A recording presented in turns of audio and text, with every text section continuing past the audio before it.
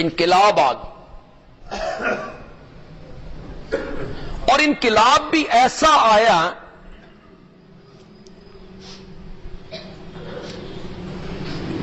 کہ انہی میں سے ایک آدمی احرام باندھنے کے بعد حجر اسود کو چومنے لگا۔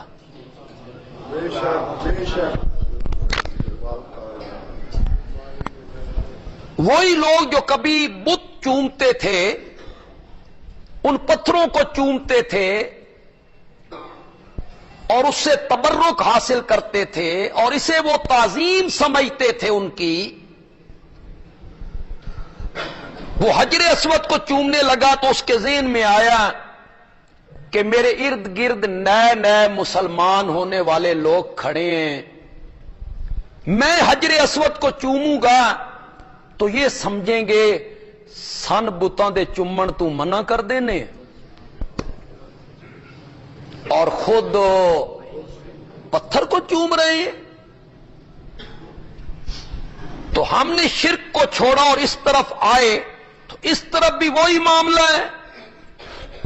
یہ ان کے ذہن میں آیا، یہ خیال ذہن میں آیا کہ یہ نئے نئے جو لوگ مسلمان ہوئے ہیں یہ سمجھیں گے کہ یہ پتھر کو چوم رہے ہیں۔ تو وہ آدمی، وہ صحابی حجر اسود سے 4 قدم پیچھے ہٹ گئے، اور پیچھے ہٹ کے کہتا انی عالم انک حجر لا تنفع ولا تضر۔ میں اچھی طرح جانتا ہوں تم ایک بے جان پتھر ہے، میرا نفع میرا نقصان تیرے ہاتھ میں نہیں ہے۔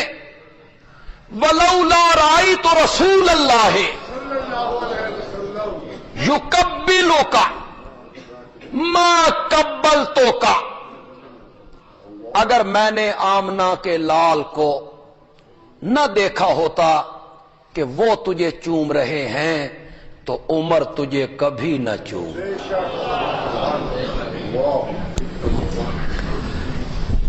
کیسا انقلاب آیا، اور میرے نبی نے ان کے دلوں میں لگنے والے شرک کے زنگ کو قرآن کے نور سے ہٹا دیا۔